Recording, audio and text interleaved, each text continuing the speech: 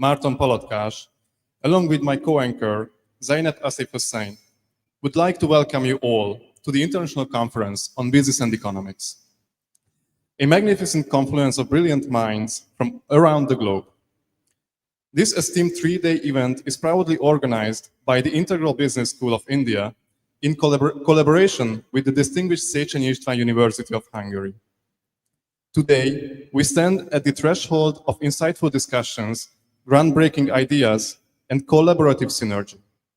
This platform will serve as a crucible for innovation, shaping the future of business and economic thought. We extend our heartfelt and warm welcome to all our dignitaries, scholars, researchers, and students who have gathered here.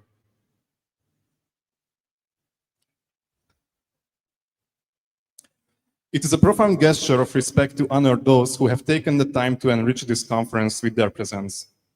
We shall now have the presentation of planters to our respected dignitaries as a token of our gratitude and appreciation. These living gifts symbolize growth, life, and the nurture of new ideas. We shall now call upon our diligent volunteers to present this token of honor to our distinguished dignitaries one by one. I would like to request Ms. Manvi to please come onto the stage and present a planter to a leader whose vision crosses academic boundaries, Professor Dr. Abbas Ali Mehdi, Vice Chancellor, Era University.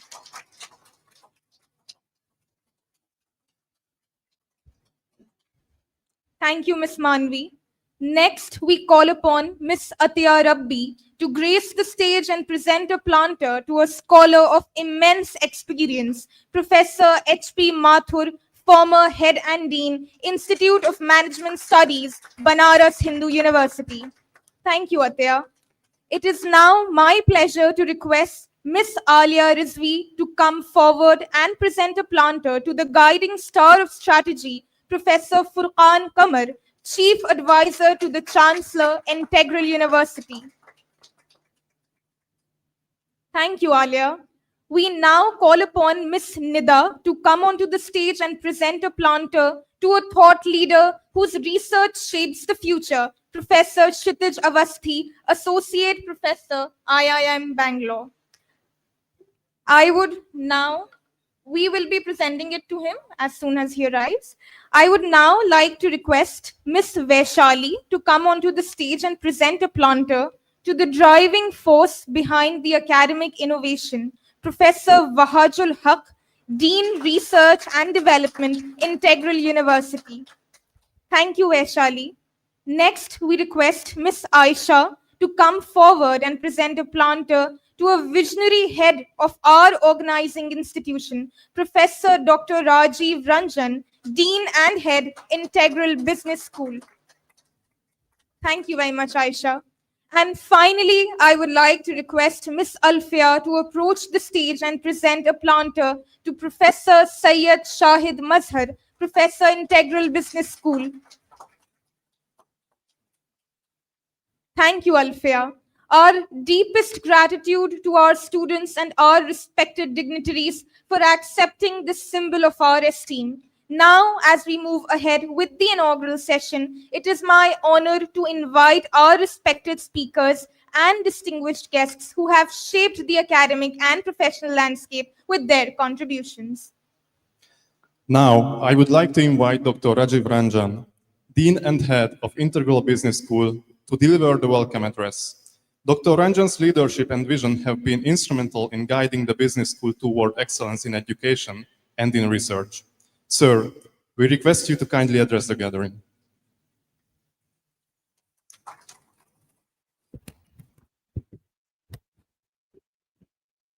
So, thank you very much and very good morning to everyone.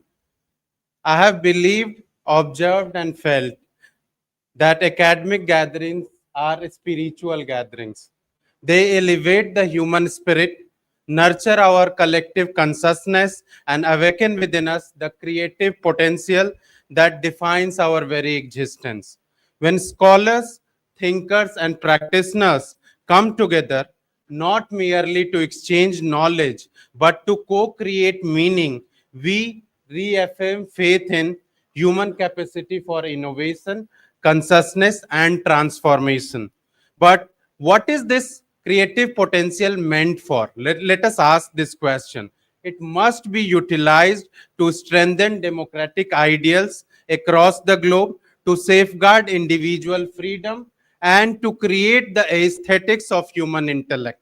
In the interplay of these three, democracy, freedom, and aesthetics, lies the true essence of academic pursuit and responsible scholarship.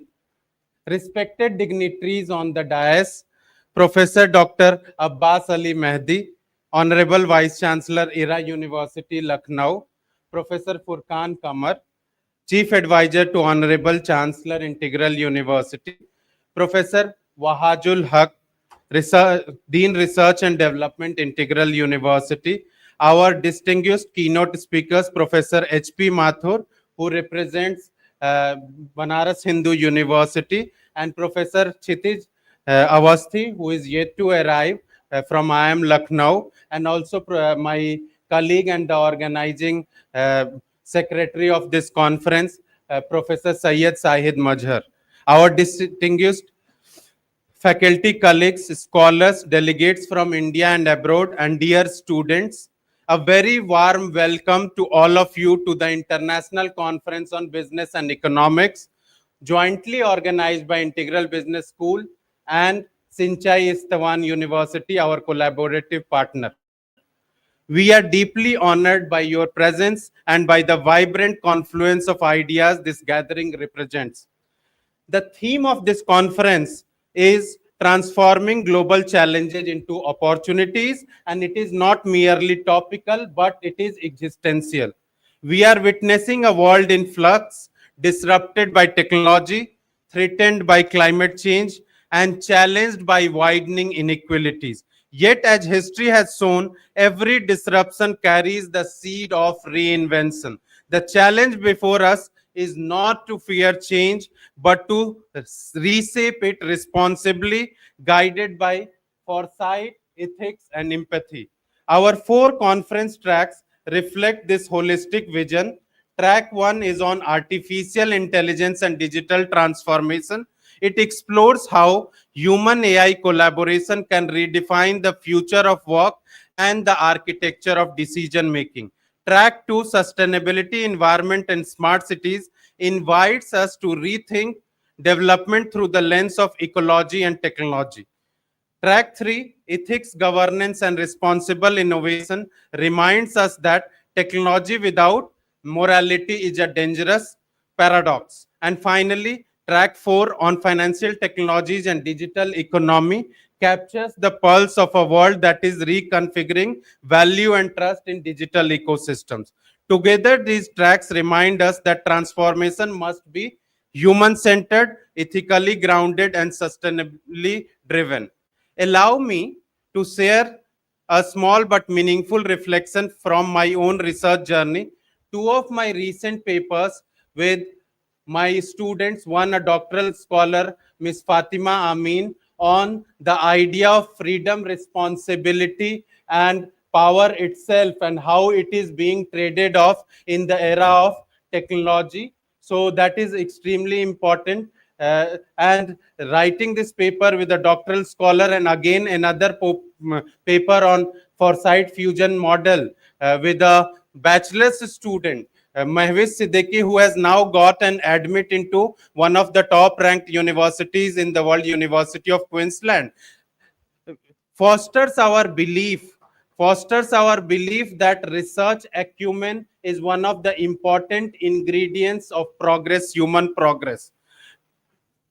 So to me, these collaborations exemplify what true academic mentorship and inquiry mean, that research acumen determines academic success, but empathy and intellectual partnerships make that success meaningful. If I talk about at Integral University, and especially at Integral Business School, sir, we strive to nurture such minds, those who see beyond disciplines, who think globally yet act locally, and who lead with both competence and conscience. Our partnership with Széchenyi István University, Hungary, embodies this vision of global academic integration. Together, we are not just co-hosting a conference, We are co-authoring a dialogue between East and West, science and spirituality, and innovation and inclusion. As we engage in discussions over the next 2 days across 4 tracks and multiple sessions, let us remember that every paper presented, every debate initiated, and every collaboration forged here contributes to something larger, a shared future that is more sustainable, humane, and intelligent. Let us redefine the purpose of business and economics not merely as vehicles of profit or policy, but as forces for progress, pillars of equity, and platforms for peace. In closing, I would like to quote Tagore. He once wrote that the highest education is that which does not merely give us information, but makes our life in harmony with all the existence that is there. May this conference be experience of harmony between intellect and intuition, between innovation and inclusion, and between the self and the society.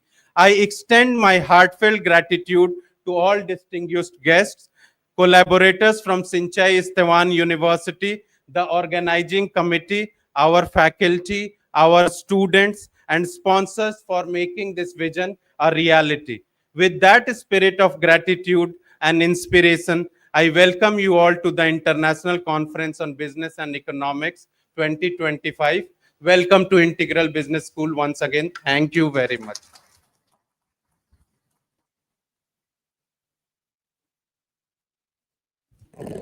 Thank you so much, sir, for your warm and inspiring words of welcome.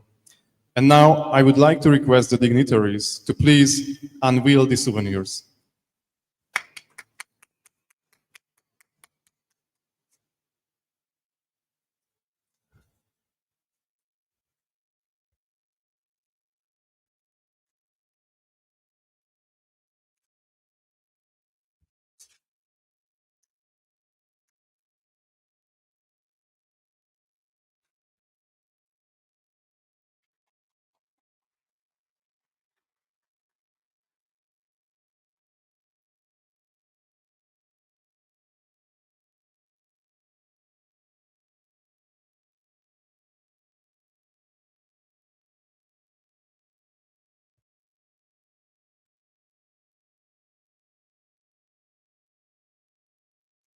Next, we have with us Professor Wahajul Haq, Dean, Research and Development, Integral University. Professor Haq is known for his dedication to fostering a strong research culture and for mentoring scholars across diverse disciplines. We are privileged to have you with us, sir, today. Please share your thoughts with the audience. Thank you.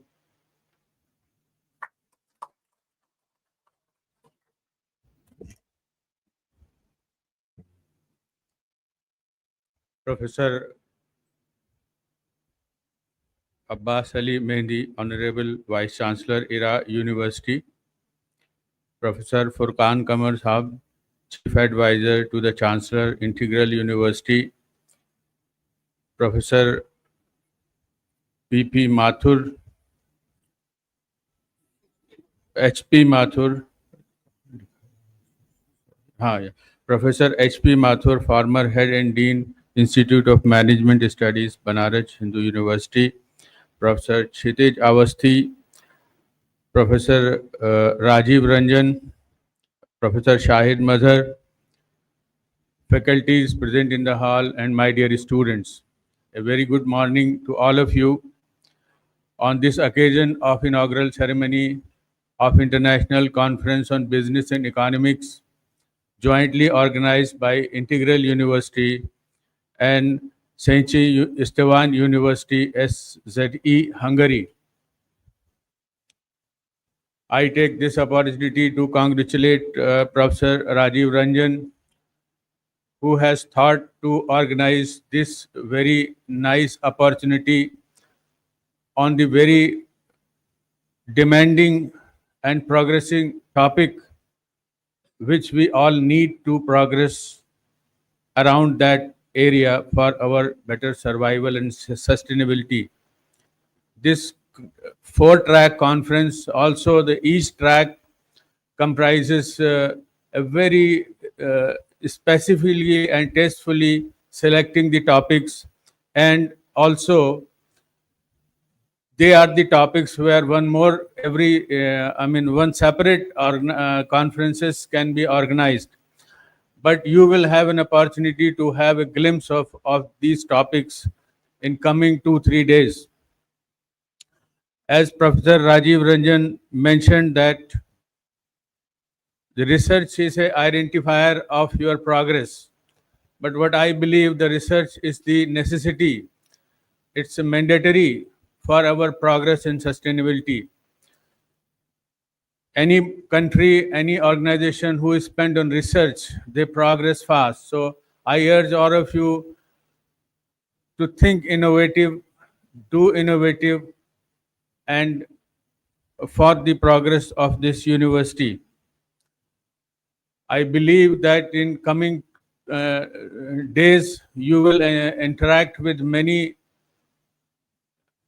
experts in the area and will have an opportunity to exchange the ideas, your thoughts, and also learn a lot on your area as well as your area around. So please take this opportunity to utilize as much as possible. And also this international conference jointly organized by the SZD Hungary will be an interface for our future directions, not only in business management and economics, but I believe that will open other avenues for collaboration and our activities. I wish you all good luck and best wishes for the very successful conference. Thank you.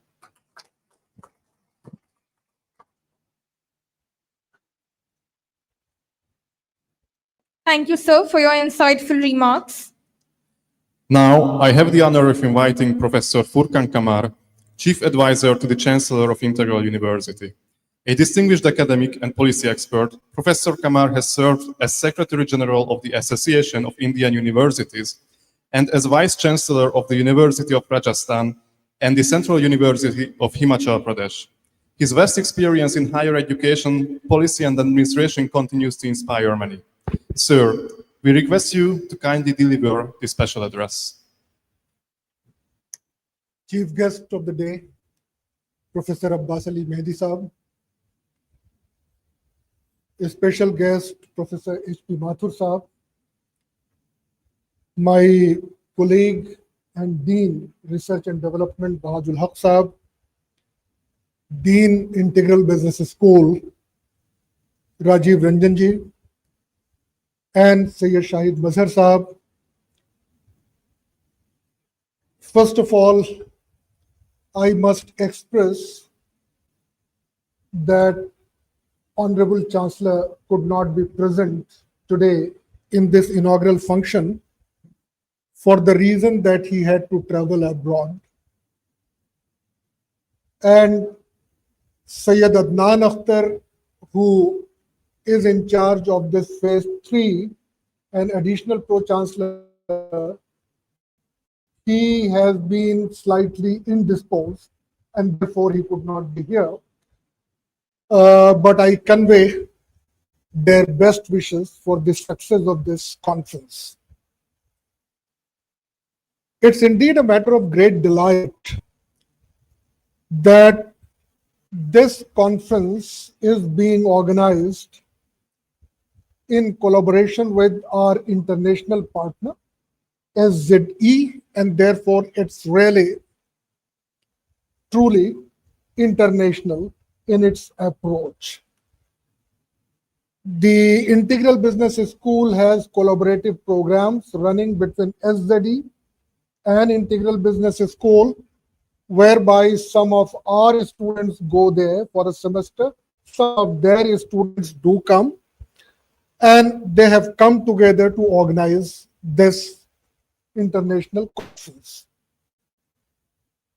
I'm very happy to see that this is perhaps not only an international conference, but it is also the most intercultural, interdisciplinary, interpersonal and international, interreligious panel that I'm seeing on this stage.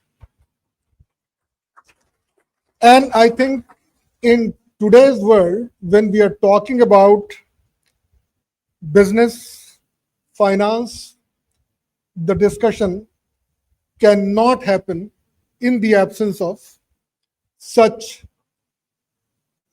globalization or globalization with the local assessment and needs. And it is in that spirit that this inaugural panel has been constituted. And thank you very much, Shahid Mazhar and Professor Rajiv Ranjan Saab.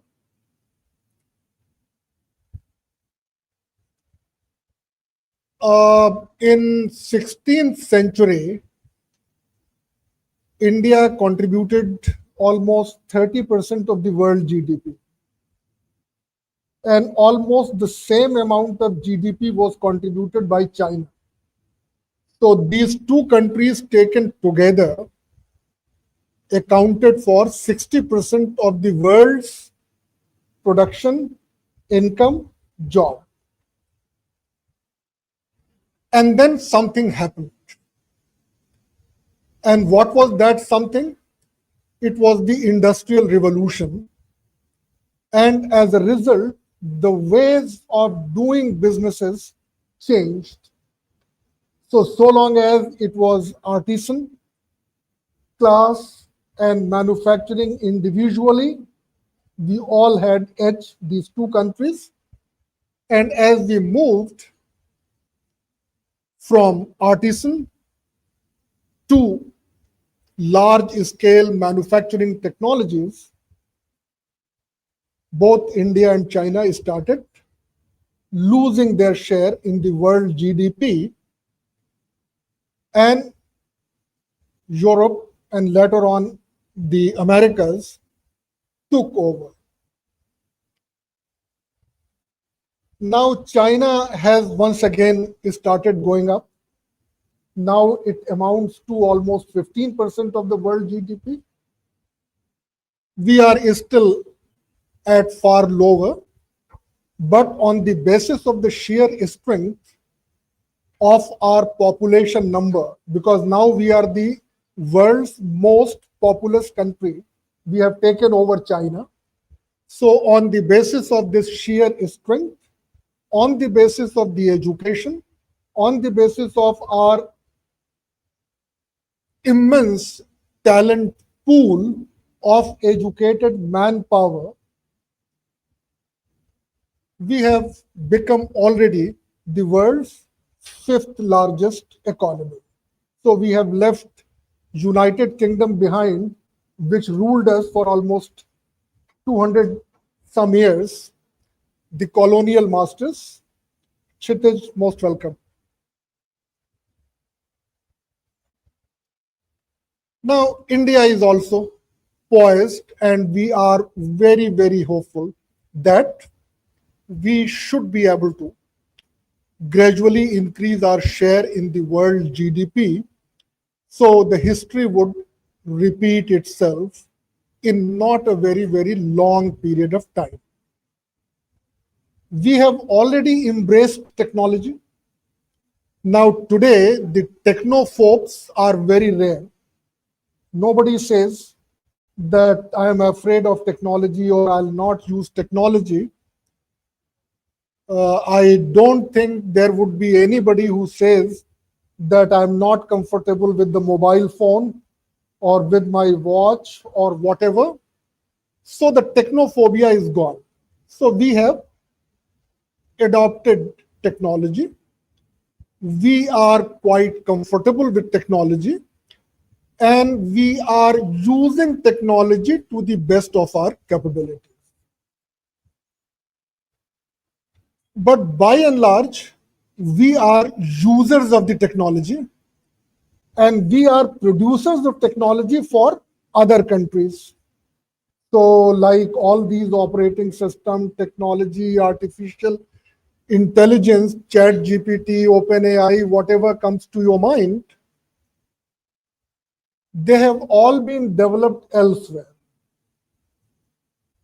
in US, in China, and in most countries, Indians have played a very dominant role in the advancement of the technology.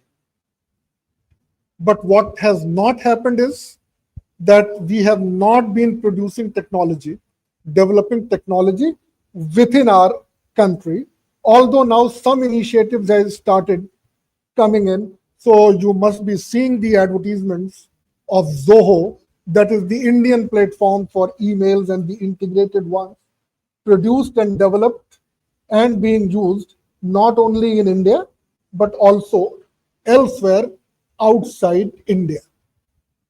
So technological challenges are not a challenge.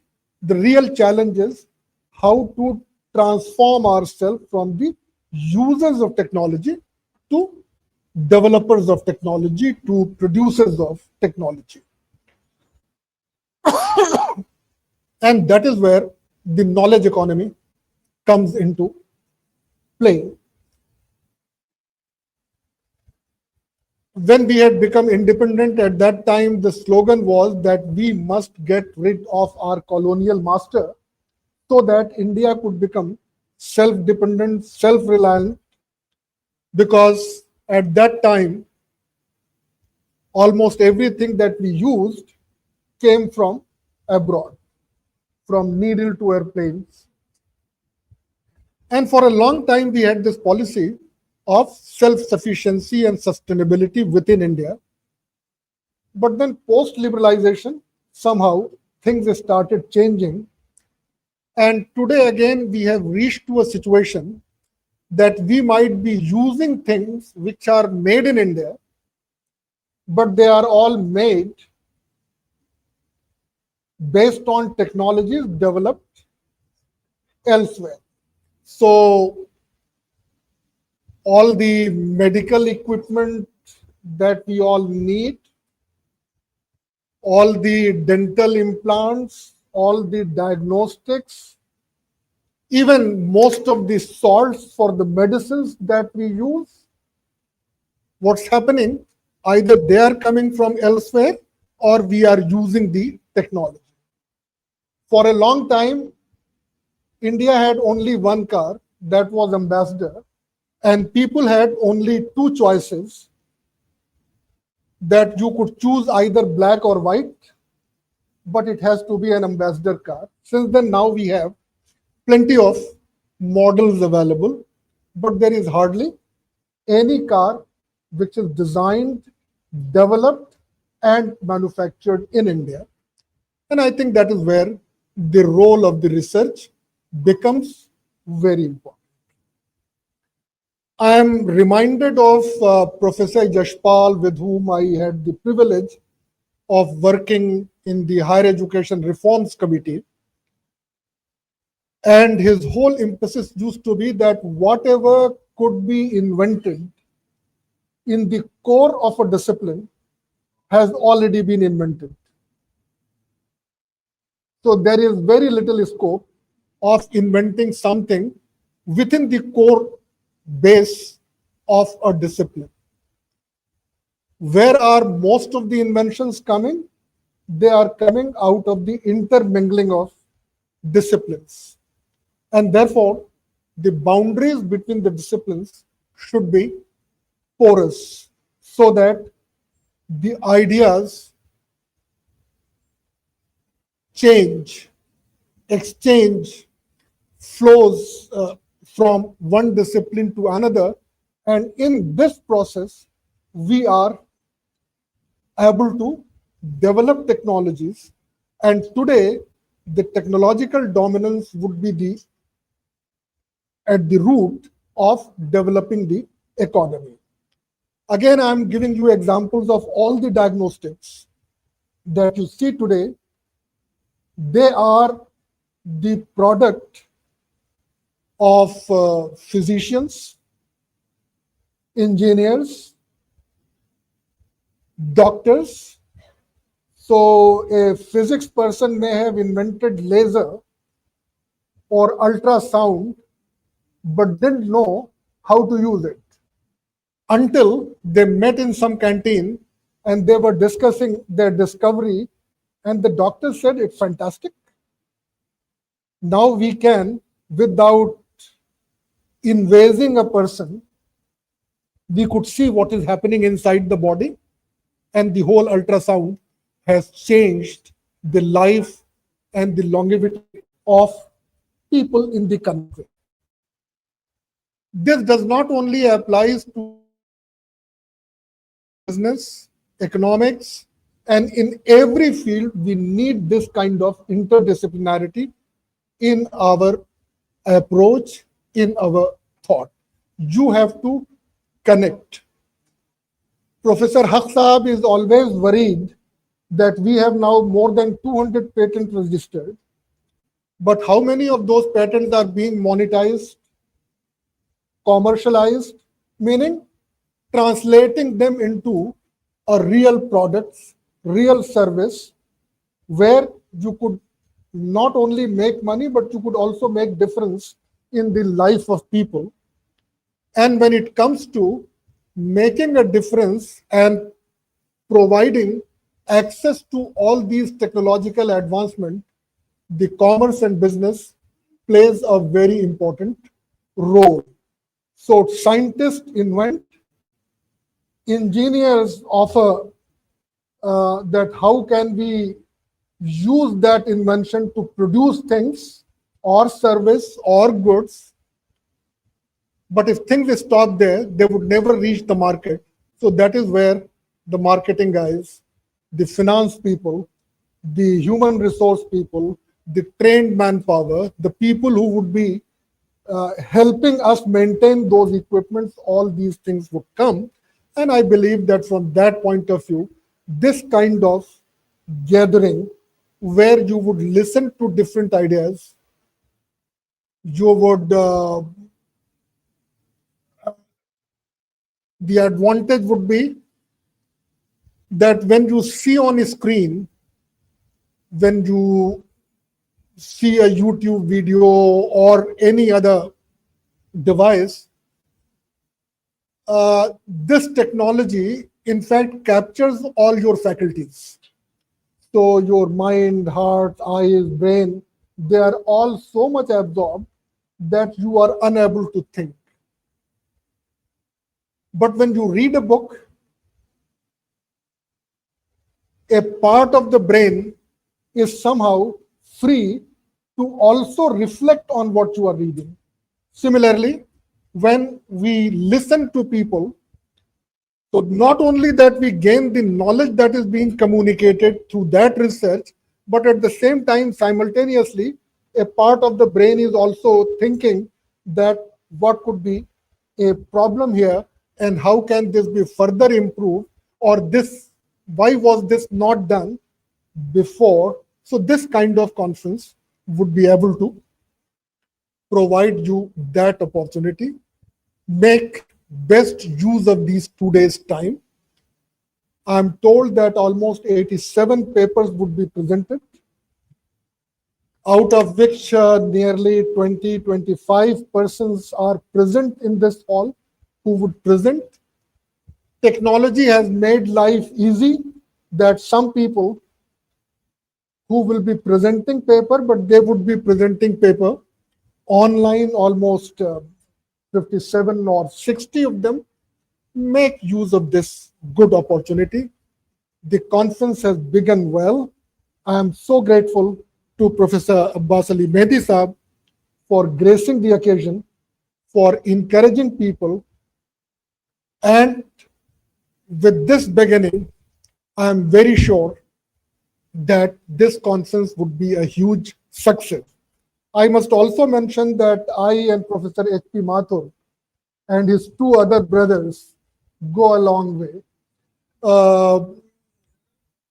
He is, of course, been professor of management in BHU, but his younger brother, S.P. Mathur, who happened to be the administration of the university, worked in the area for his research, which was my area. So higher education funding, governance, management. So S.P. Mathur worked on this. And good thing is that his eldest brother is a scientist. I think biosciences, biotechnology, these are the areas. And that is what connects Bahar Saab and Abbas Ali Mehndi Saab with Professor H.P. Mathur Saab. So he is representing these three things. With these words, I wish you all the success. Hopefully, I'll be meeting you again tomorrow in the valedictory function. Something that starts with good intention, God also helps you. So a friend of mine who had done his master's in psychology from Lucknow University shifted to United States. And then one day I discovered that he has become professor of accounting in Carnegie Mellon University. Presently, he is professor in the California State University, professor of accounting. I came to know that he is coming for his school union. He studied at Calvin's Talukadar. So I said, when you are coming and want to meet me, why don't you grace the valedictory function? And he has kindly agreed. I hope his flight comes on time. And Praveen would present you a message he is an embodiment of what the national education policy says. We in India for a long time said that you cannot study physics with philosophy. Choose one. How can you teach accounting with your knowledge of psychology? But now you see the things are changing. With his psychology brain, he moved to behavioral accounting, and from behavioral aspects, he entered into main core. And sometimes these kind of studies become very, very important and eye-opening. Many of you must have heard about Richard Thaler. Richard Thaler is a known behavioral economist. He has given many ideas, many theories based on some very simple experiments that he conducted. So invited 10 of his colleagues in his office over a cup of tea, and then served them some dry fruits, some biscuits, some cakes. But then his experiment was that on this oval table, these dry fruits and snacks were placed such that they were closer to the hand or within the reach of the hand of some people and were farther from the reach of other people. He noted that those dishes which were within the reach of a person, they were eaten more than those dishes which were. So he repeated this experiment several times, and based on that, he came up with the theory, what we very frequently use today in marketing, finance, fintech, nudging. That without saying anything, without making anything compulsory, you could nudge people to do something. The latest example is income tax, old regime and new regime. Old regime is still available. New regime is optional. But income tax department has made new regime as a default regime. So it is easier to file your return when you follow new regime. So now they have nudged you to the new regime. So these kinds of things would happen. So you have to be original. And this originality, this creativity would come when you talk to people from many disciplines. Thank you very much and all the best. Thank you very much, sir, for your enlightening words and valuable perspectives.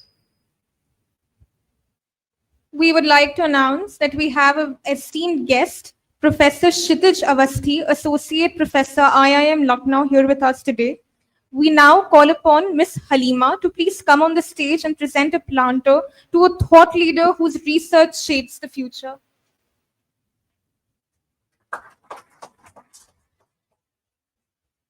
Thank you, Halima.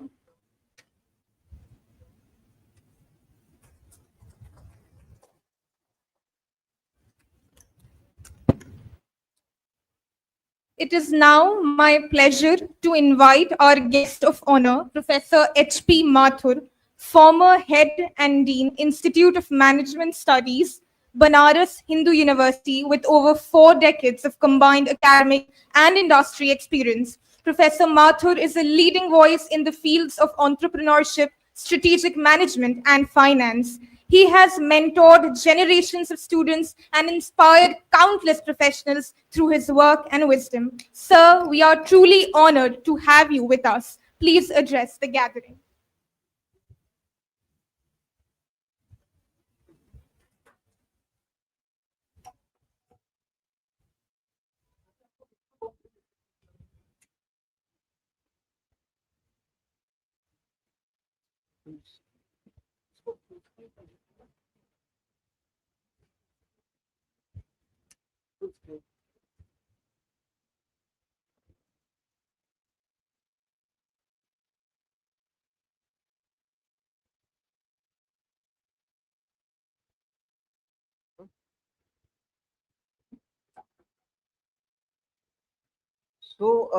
Very good morning to all of you. It's my pleasure today to be here amongst the August gathering. We have Honorable Vice Chancellor, Era University. We have Professor Furkan Kamarji, whom we have long association. Then we have Awasthiji from IIM Lucknow. We have Rajiv Ranjanji, Haq Saab, Shahid ji, and all participants and distinguished guests.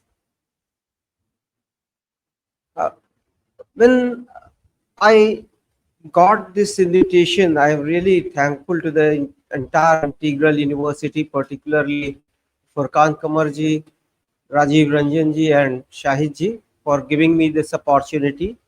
And I could find this theme to be very interesting because it's talking of something which is practically futuristic and imperative. We cannot avoid it at all, what is happening globally. Now, when AI came and so many technological disruptions came, let us talk as disruption initially. When a lot of disruptions came, everybody was skeptical about it. What is going to happen? And there was poor acceptability also. Sir was also mentioning about acceptability of technology, and he could say that technological acceptability is now all done. It's normal now. Similarly, AI acceptability is also in the stage of acceptance, and it is something which can never be denied or stopped. All advancements in technology cannot be stopped, even if we like or we don't like. Now, we have to transform our system, transform our organization, transform ourselves, our mindset, and also our resilience to convert challenges into opportunities. That is now becoming the key of future success. I thought this topic pretty interesting because it starts with global challenges which are immense, and where we have couple of major issues like sustainability. Everybody is talking all about, more talked than actually practiced. And nothing is possible when we are trying to relate sustainability with business, finance, economics. We need to have a lot of innovation. And technology is one good enabler for innovation. So we now try to relate all these and look at how are we able to achieve SDGs of United Nations, where we are talking of zero emission by 2050. Climatic changes and sustainability pressures. Climate change, we are seeing that always we are talking about global warming, and global warming is at alarming stages now, and we talk about how can we reduce. Now the target says that global warming should not go beyond 1.5 degrees. 1.5 degrees centigrade. That means it is based with something pre-industrialization. So pre-industrialization temperature and post-industrialization temperature, how much is rising? At this point of time, actually, we have already got 1.2 degrees centigrade rise. We cannot exceed 1.5, otherwise there will be crisis. Lot of global warming will create all problems. Now, if we are targeting it, we have to look at that how our industries and business world take initiative to contain and reduce and come to reasonable emission levels also. It's also talking of compliance risk. If we are making norms, those norms are to be complied with. Compliance of norms requires a lot of cost. So they have to look at the cost part. They have to look at that what is the market accessibility because of higher costs. And then capex, our capital expenditure, that is again going up if we are trying to reduce the carbon emission part. Now, what can be the practical application part? Let us look at from both angles, the challenges and solutions. So there has to be clear transition pathways. That means we have to look at how best we are able to contain the temperature, global warming. And then ultimately, when we are talking of climatic changes taking place, we have to look at how do we embed climatic changes into our strategy formulation.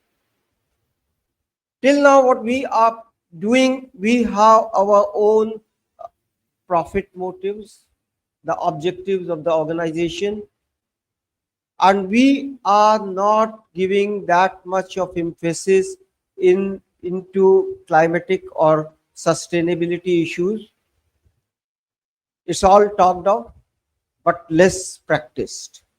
So now our vision mission, starting from vision mission, our vision mission should be so broadened that those sustainability issues are taken care of in our corporate objectives at the top in vision.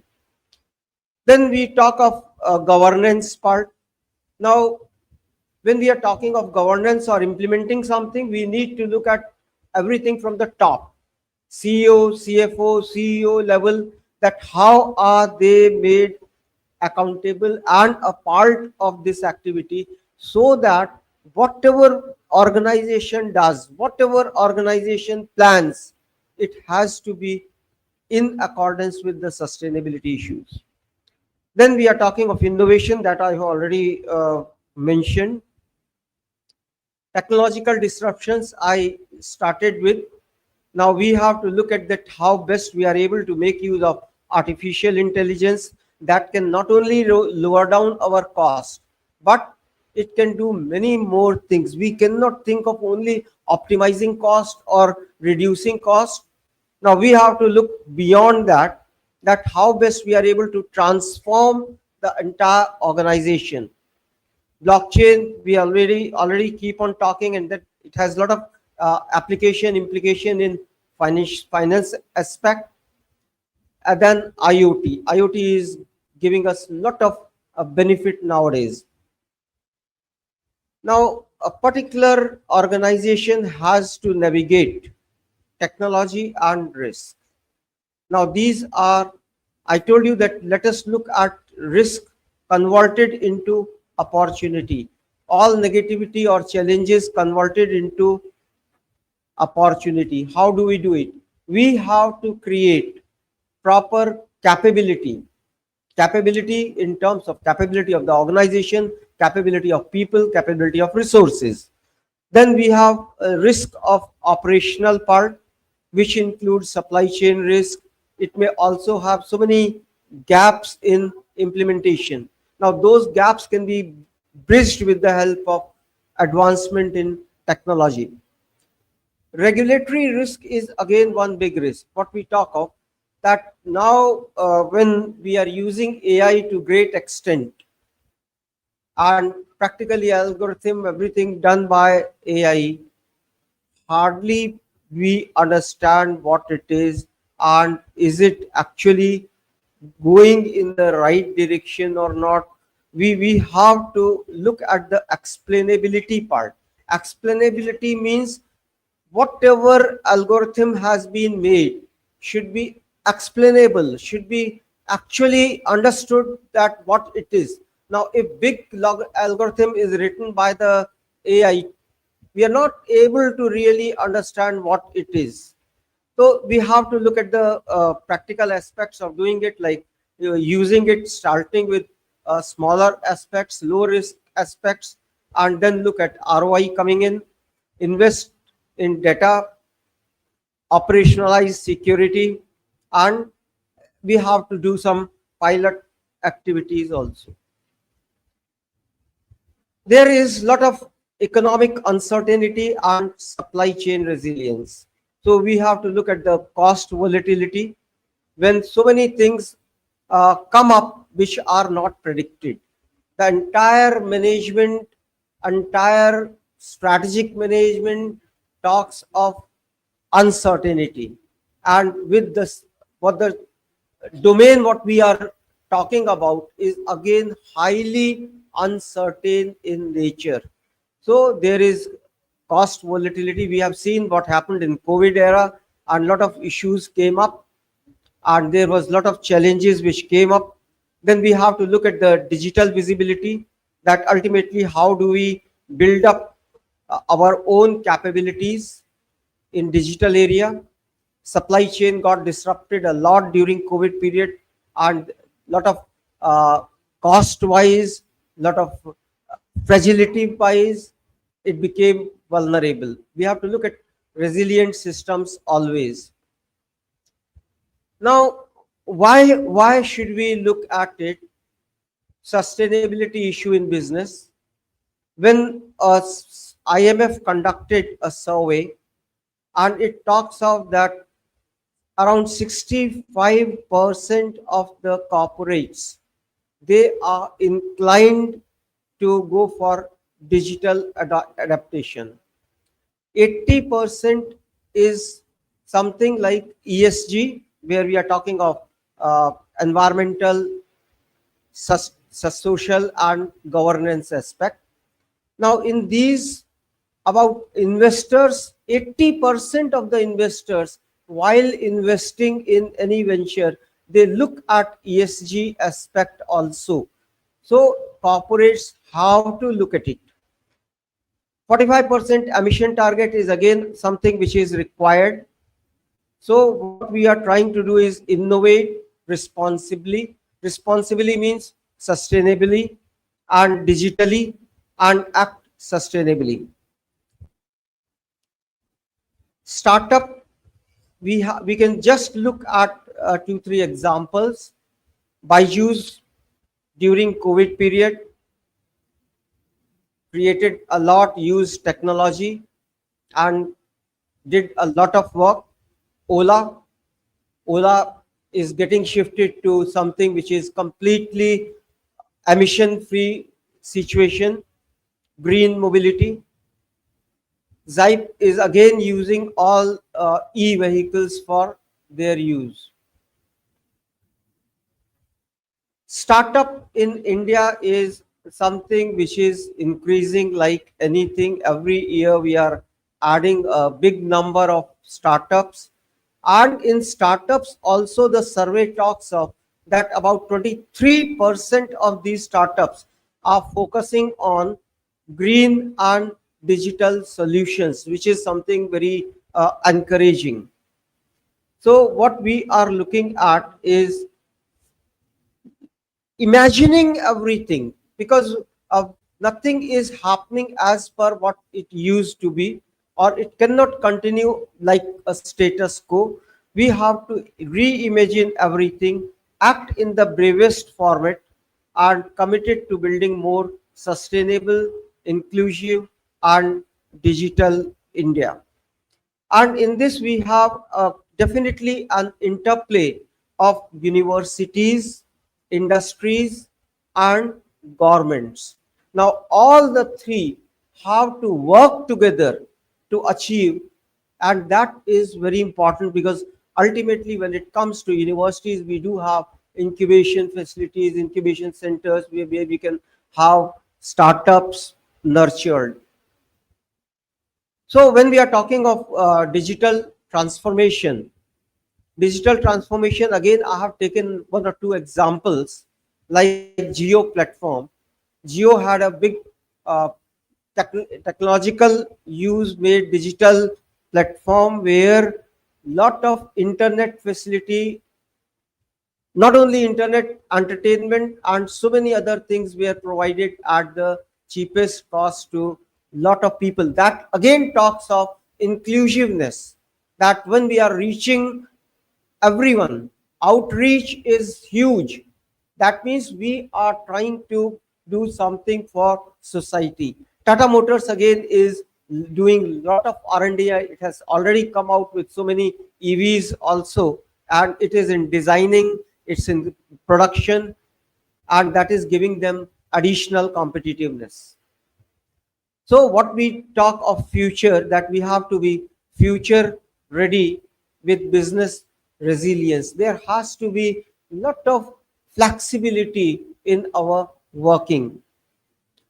So digital transformation, nothing like anything optional about it, but it has to be very powerful imagination tool, and with this we need to completely transform everything. Sustainability as a business and social strategy, that is again very important. Both we are linking both sustainability and society. When it started, sustainability concept, it started with CSR, and CSR talks of something giving back to society. When it came to ESG, ESG started talking of something like building forward. So it became forward looking, that what actually we are trying to build up. Now what we are right now talking or dealing is that it should be a part of our corporate strategy. It has to be a part of strategy, nothing like optional. Strategy formulation should have these aspects taken care of, and ultimately it will lead to green economy.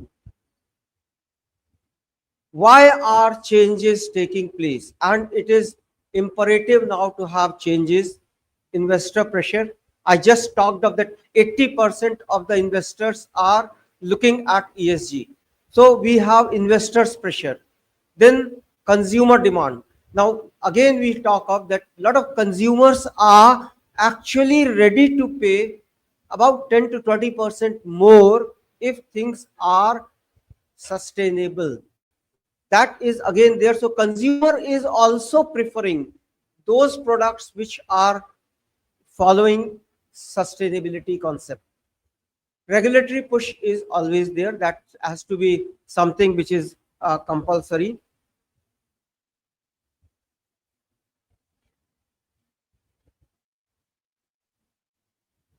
Example for this purpose, IKEA.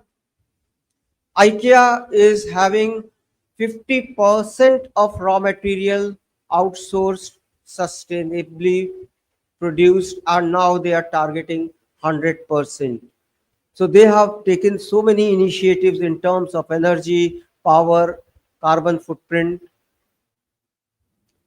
Renew Power is again another example where we have power generation. They have done a lot in reducing carbon footprint. They are into solar, they are into hydro, and so on. This is what we were talking about. Now, whenever companies are following sustainable norms, whatever we are talking, ESG and all, the companies following these norms have about 30% higher valuation than other companies of the similar nature. 20% of the price premium consumers are ready to pay if things are sustainable and eco-friendly. And when we talk of the funds, a lot of funds related to sustainability or ESG norms are performing better.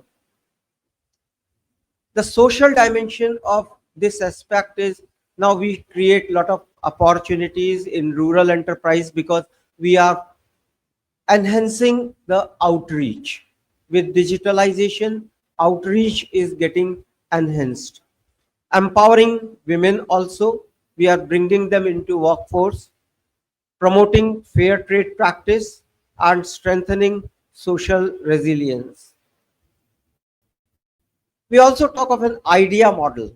Idea is innovation, digitalization, entrepreneurship, and accountability. So everything starts with innovation, and innovation gives the solution to the problems. And digitalization actually helps in outreach, reaching millions of people. Entrepreneurship is something when we are doing the activity, taking risk, actually delivering, actually executing. And accountability part talks of sustainable measures, where we are talking of inclusive growth, we are talking of ethical issues. Ninja Cart and Dehat are good examples for what we talked of. That by this method they could increase 20 to 30% of crop yield, reduce water consumption in crops. So we need to innovate. This is what is summarizing the last slide. Then policy and ecosystem support is very important to bring in or have the challenges taken care of. Already Government of India has Startup India, Digital India, PM Gati Shakti, Green Hydrogen Mission. So we are trying to have a 360-degree ecosystem. And this is the global level initiatives at UN and EU. And when we talk of university system, we talked of that there has to be complete intersection of university, innovation, sustainability. Now, incubation cells are usually there in universities, and they are trying to cultivate the students to come out with new ideas, come out with something which might be not known, something which others may say will not work, but it works. So for that, we need to have incubation center, and there we need to look at the proper facilities, even seed money, developing ideas, bringing them to business model. That's what we can do. Even we can have global partnerships in this respect. I think Integral is already having or doing it. Changing landscape, the last point I wanted to talk about was leadership. And nothing happens unless we have a strong and committed leadership. So what we need to look at leadership which is committed for this purpose. So what we are talking of future leaders are not like only having a hierarchical position. It is something beyond. That is what is the future now. What skill sets should be there in future leaders? Digital literacy, completely owning the technology, cross-disciplinary thinking. Sir was also mentioning about cross-disciplinary concept when he talked of that business. It may be business finance, it may be economics, it may be psychology, it may be anything. All are linked and all have to be taken care of. And sir also mentioned about it, like we have this concept in our NEP as well. Then we talk of sustainability mindset. Nothing happens unless we have the right mindset. So when we are talking of the mindset, that every decision should be based on these issues taken care of in the long-term perspective. Entrepreneurial leadership is that every leader should be an entrepreneur also. Why? Because now every leader has to take the role of innovation, not only innovation, but taking risk also, creating something new and executing, looking at all crises possible, solving all kinds of problems. This is again related to the mindset part. Even I remember long back when LPG era came, everybody was afraid of it. अब क्या होगा पता नहीं, अब सब kill हो जाएंगी Indian industry. That was one view that we were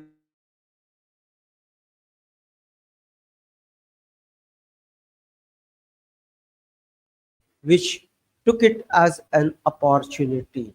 We only looked at one aspect, that multinationals will be invading our country. Why not we invade foreign markets?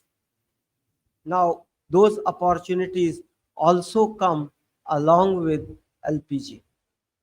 So we have to look at how best we are able to convert adversities into opportunities by bringing in innovation. So what transformational part a leader has to do? Redefine industry, transform it completely, democratize access. And this is already done because of fintech. Fintech can do that. Fintech is doing that rather. Solve global challenges we have already talked of.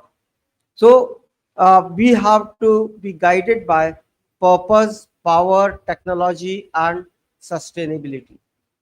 So finally, we are talking of digital literacy, resilience, and purpose-driven decision making. I close with the note that best way to predict the future is to create it. Long back, Peter Drucker said that. So tomorrow's leader will rewrite the playback with purpose, courage, and vision, shaping organizations that drive progress for people, planet, and profit. Now the days have gone when we talk of only profit.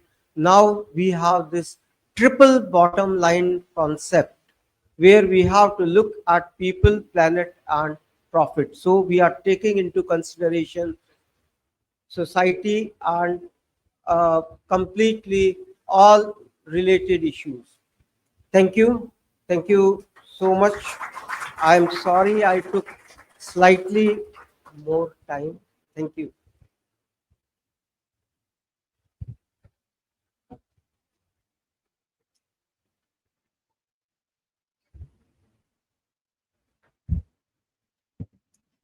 Thank you, sir, for your insightful remarks. I would like to request all the guests of honor to please be back on the dais.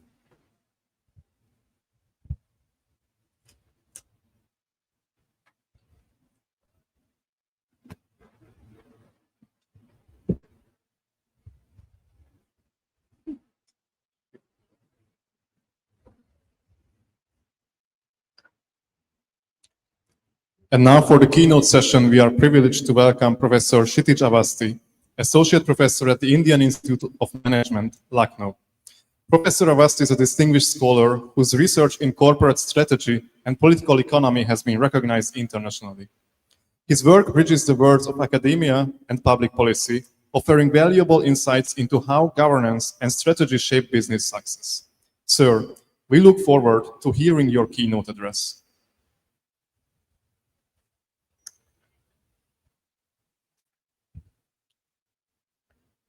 Thank you so much for inviting me here. It's a privilege to be part of a global conference that is happening, and so many activities. I looked at calendar that in not only this inaugural session with keynote speeches, but also as Dr. Rajiv was telling, about 80 odd papers are being presented. So it's a great knowledge platform in the kind of business that we are in. It feels nice to be part of that. So thank you for the invitation. I'm glad to have been part of a little part of this entire event. I'm also, thankful for, and first of all, sorry for coming late. And it was some circumstances that led to some delay in my joining. But I did hear two very, very impressive set of speeches, which set the tone for the entire conference. Dr. Rajiv and Dr. Mathur, who spoke at length about these things. So, good thing is that they covered a lot of the current themes, on the contextual themes that are central to public policy and management. The bad part is that they have covered everything, so there is little for me to tell. Okay, so whenever I speak, I will keep borrowing from whatever they have said. And thankfully, I didn't have PPT. Otherwise, I have to say every time this slide is covered. So good that I don't have that slide. Okay, I will take a perspective purely from public policy angle. So I have been convener Center for Public Policy in IIM Lucknow, and we have been trying to work with policy. तो क्या हुआ है कि अगर हम आज के समय को देखें, आज के टाइम को देखें, तो हमारा I am sorry for our friends from Hungary in case I slip in Hindi, maybe that's okay. Because I see a lot of people who are able to connect with me. So what I was trying to say is that अगर आप एक बार government का perspective लेके चले, कोई भी government, particularly Indian government और state government, what we are feeling difficult is that situation has become much more complex than it was, say, 10 years back, 20 years back, 30 years back, and I would even say that far more complex than it was 5 years back. Okay, so we have been talking about these things such as AI coming and taking up jobs, AI coming and creating issues with respect to people's privacy, data related issues, and so on. We have been also seeing global dynamics, जहाँ पे tariff की बात हो रही है, जहाँ पे polarization is happening. So दूसरी तरफ हमारे अपने challenges हैं जो कम नहीं हुए हैं. Have we reduced poverty sufficiently? Have we reduced road accidents, for example, sufficiently? Have we reduced the unemployment sufficient enough to provide people's, people with livelihood? ये सारे जो challenges हैं, ये challenges कम नहीं हुए और नए add हो गए हैं. क्लाइमेट चेंज की बात सर ने बहुत डिटेल में करी, डॉक्टर माथुर ने, कि क्लाइमेट चेंज इतना बड़ा इशू है. और इन सारे कई सारे नए इश्यूज के साथ क्या है कि वो इलेक्टोरल पॉलिटिक्स से मैच नहीं करते हैं। तो अब क्लाइमेट चेंज हम सभी लोग समझ रहे हैं कि बहुत बड़ा इशू है। हम एक कस्टमर को पता है, somebody who's facing this knows it, but somehow it still doesn't figure out in electoral politics, not only for us but also for majority of countries, कि जहां पे उसके इस पे लेके वोटिंग नहीं होती है। So it means that a country or the leaders that you were talking about, leaders come entrepreneurs who have to look at that, they don't get enough motivation to include let us say sustainability or their thirst for sustainability in their election speeches to get votes still. Okay. Similarly, about whatever is happening in technology front, in global tariff war, etc., that also doesn't provide them enough opportunity to immediately transfer. Again, I will keep referring to you, so please forgive me कि हम ये बात कर रहे हैं कि कैसे हम इस अपॉर्चुनिटी, इस चैलेंज को अपॉर्चुनिटी में कन्वर्ट कर दें।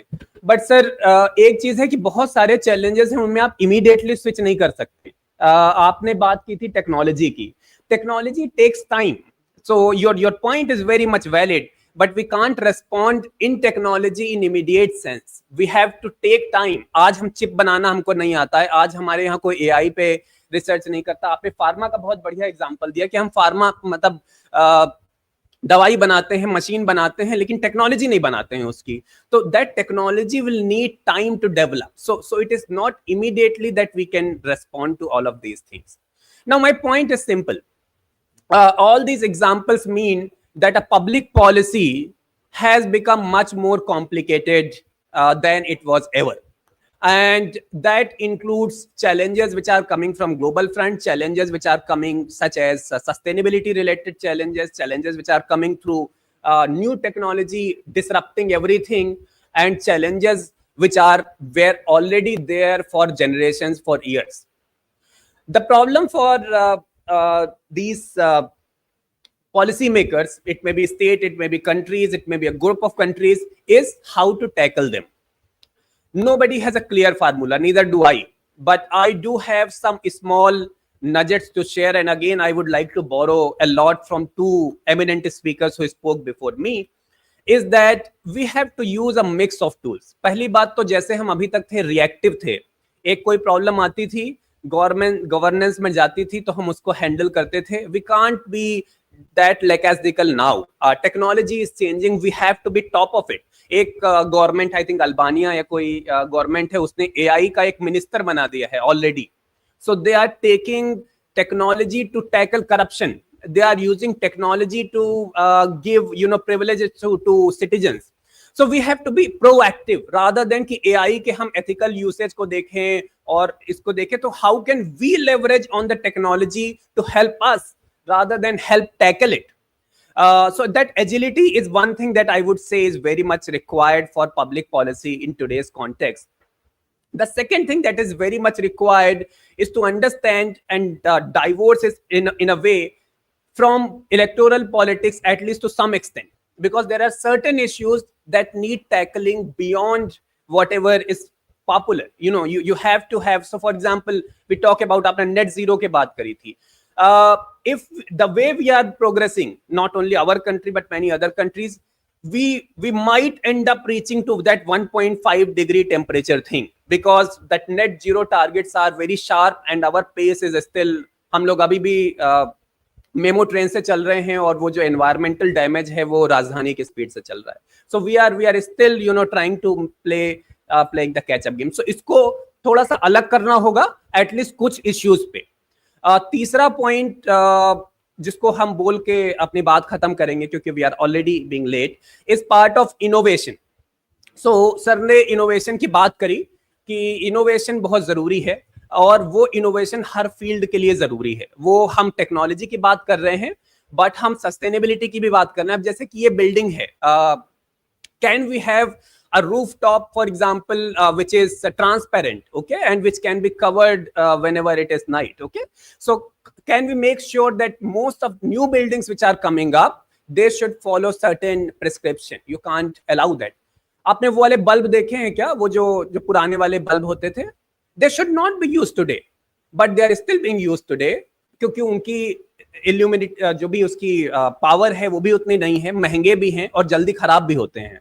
These bulbs are better, but we are still using it because what he said that we have not nudged people enough, and our resources should be directed to the right things.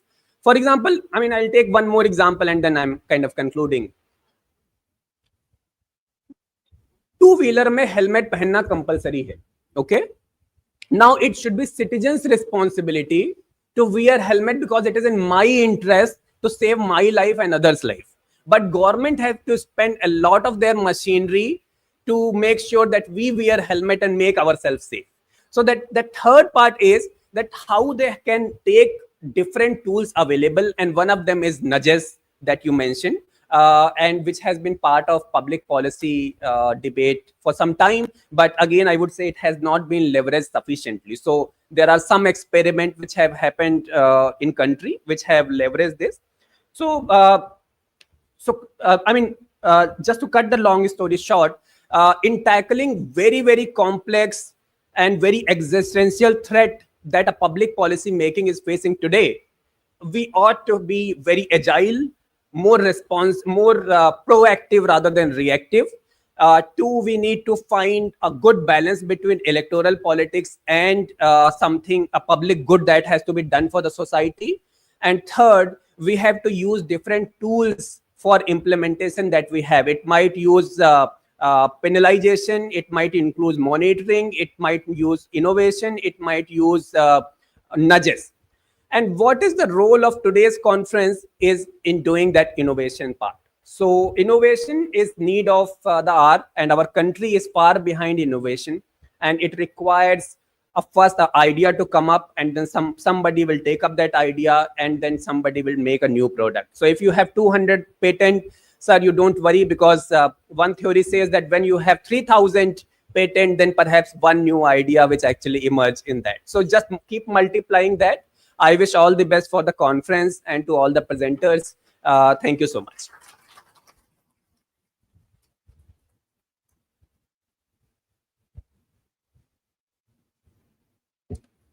Thank you very much, sir, for the engaging and thought-provoking session. Next, it is our proud privilege to invite our chief guest, Professor Dr. Abbas Ali Mehdi, Vice Chancellor, Era University, Lucknow. A towering figure in medical science and higher education, Professor Mehdi's career spans nearly 4 decades of exemplary research and leadership, with over 430 publications, numerous awards, and significant contributions to scientific societies. He has set benchmarks in research excellence and institutional development. Sir, we are deeply honored by your presence today. May we please invite you to address the gathering. Thank you. Thank you so much. Very good morning to all of you. It's a proud privilege for me and honor for me to be here this morning and to witness this international meeting. And it's always a pleasure for me to be at Integral University, because I salute Professor Wasim Akhtar Saab for making this institution and for founding this institution, which is of immense benefit for the generations to come.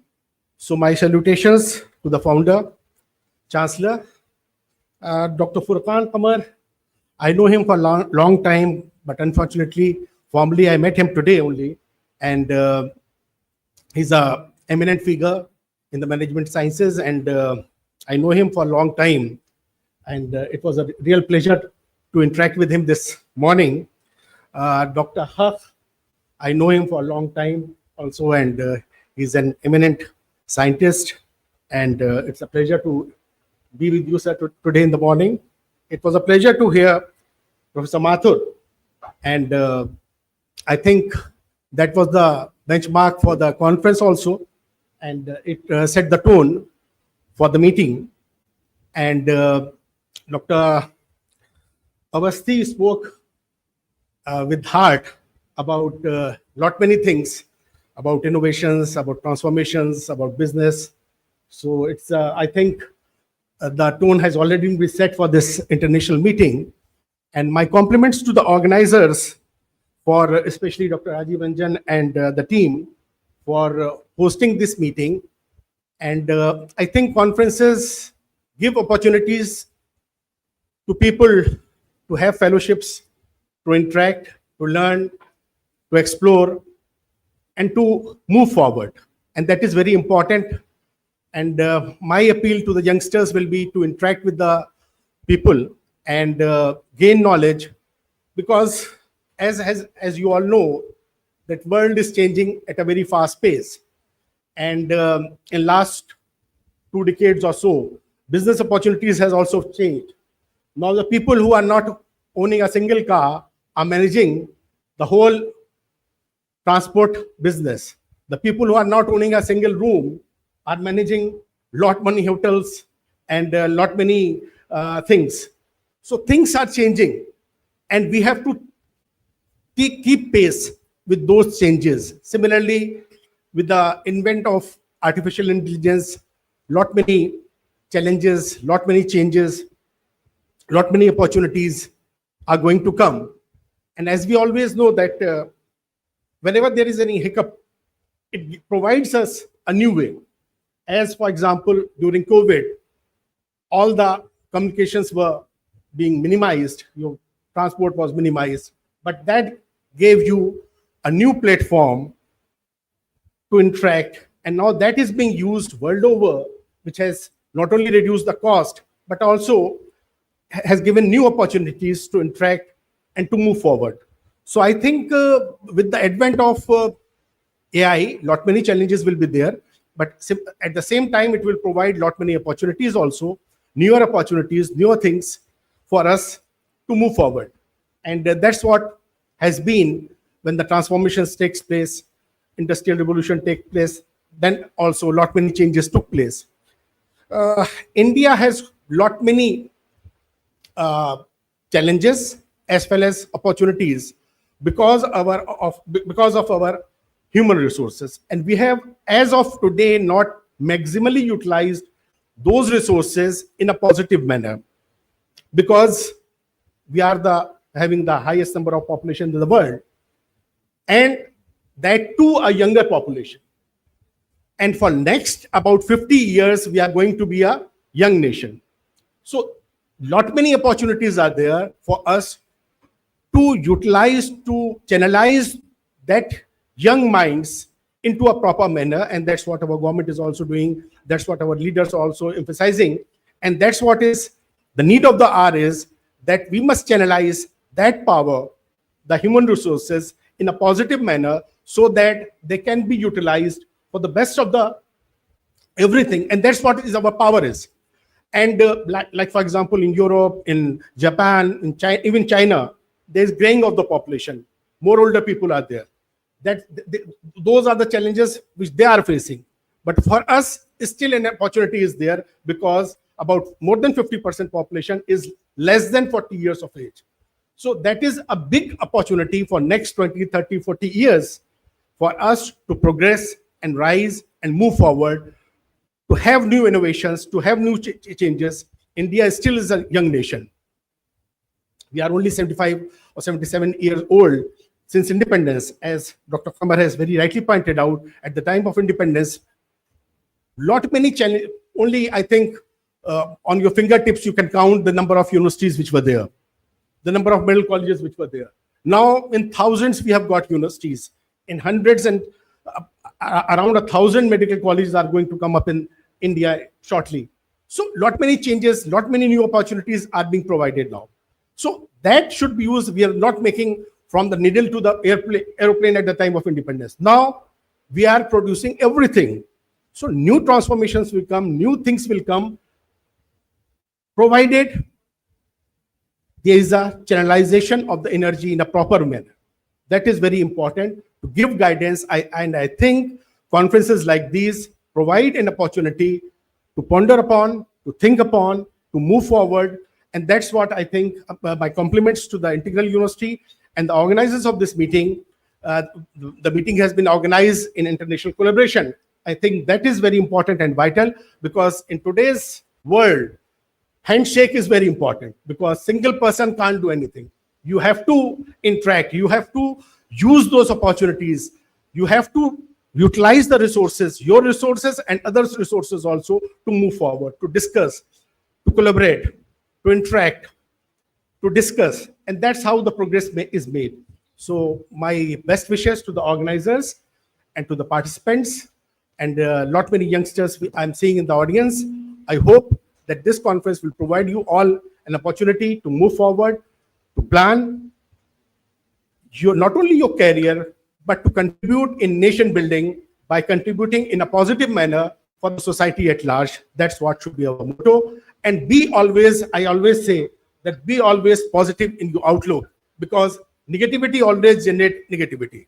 So be always positive in your thought process and be prepared to face the challenges, but at the same time, be always positive in your thought process. My best wishes for the success of the conference. Thank you very much. Thank you very much, sir. And now, as a token of our deep appreciation and gratitude, we now move on to the memento distribution ceremony, a gesture to honor our esteemed guests and dignitaries for gracing this occasion with their presence and invaluable contributions. To begin, I would like to request Ms. Manvi to kindly assist Professor Furqan Qamar Sir, Chief Advisor to the Chancellor, Integral University, Lucknow, in presenting the memento to Professor Dr. Abbas Ali Mehdi, Honorable Vice Chancellor, Era University, Lucknow.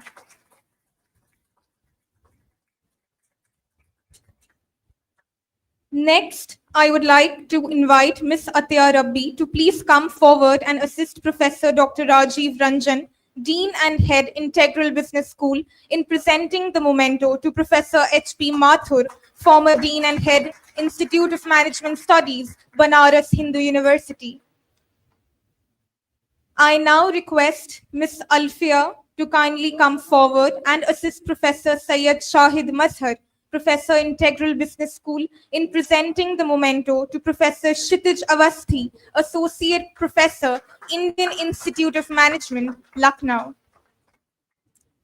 Thank you. Next, I would like to request Ms. Angela Hashmi to please come forward and assist Professor Dr. Rajiv Ranjan, Dean and Head, Integral Business School, in presenting the memento to Professor Furqan Qamar Sir, Chief Advisor to the Chancellor, Integral University, Lucknow.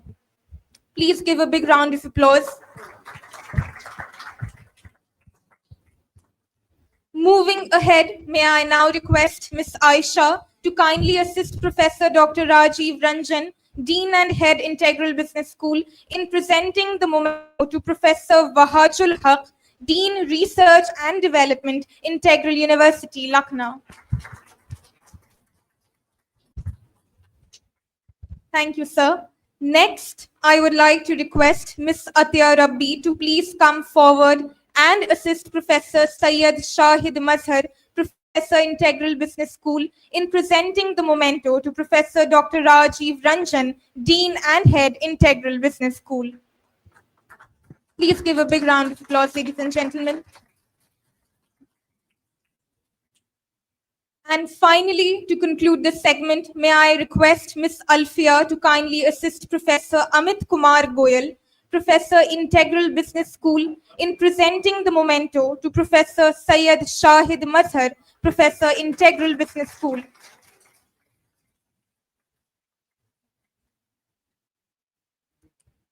Thank you to all our dignitaries for accepting these tokens of appreciation, and to our faculty and coordinators for facilitating the ceremony so gracefully.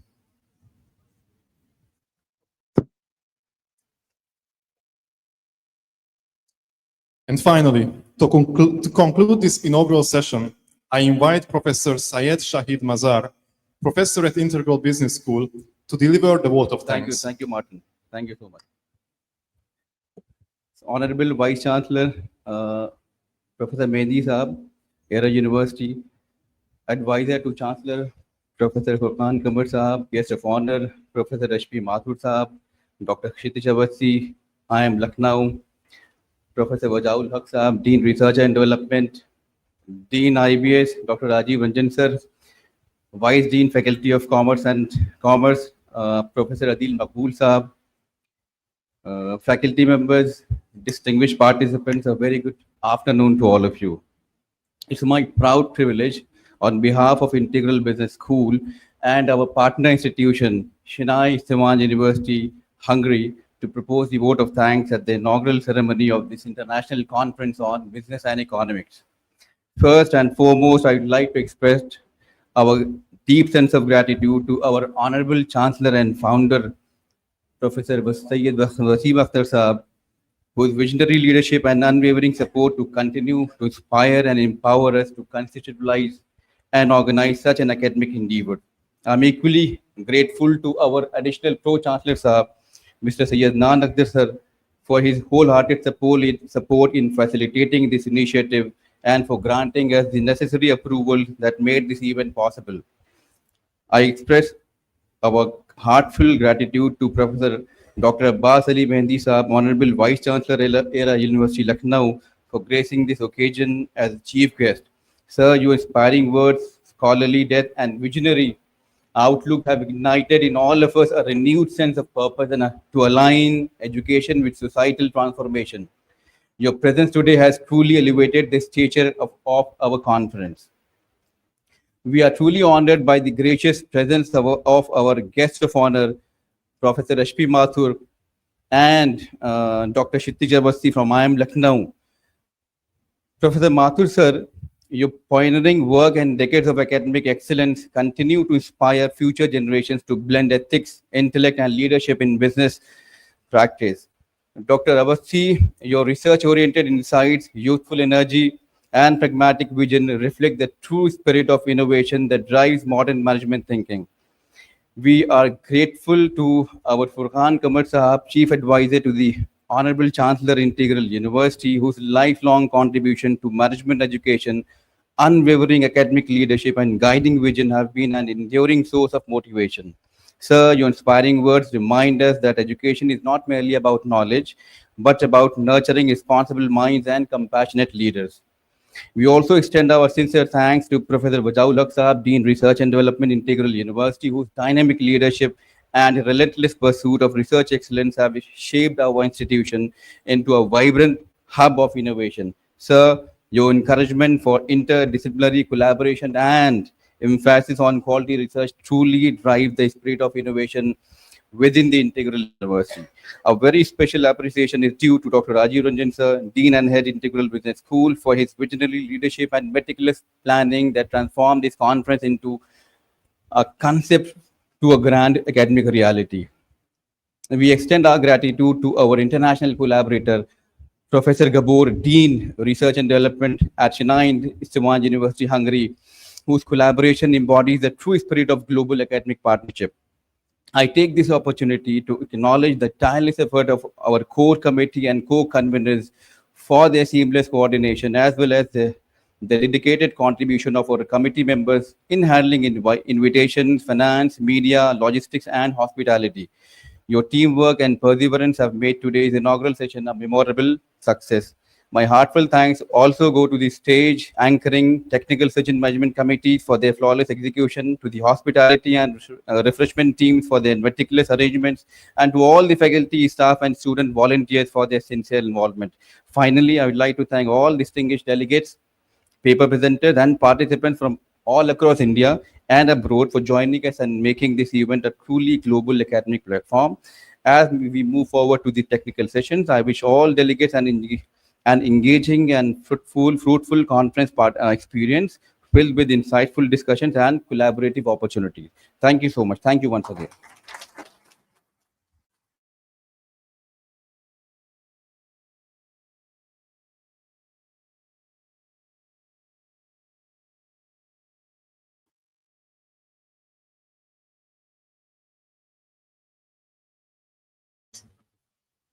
We once again thank to all our esteemed guests, speakers, and participants for their valuable presence. We look forward to rich dialogue, collaboration, and learning. And now, ladies and gentlemen, please rise for the national anthem of India.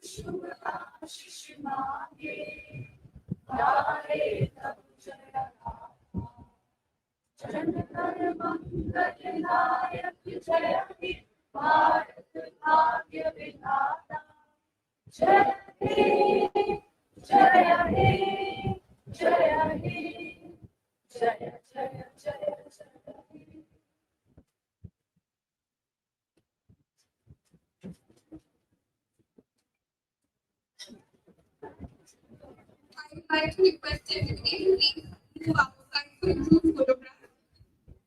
Thank you very much.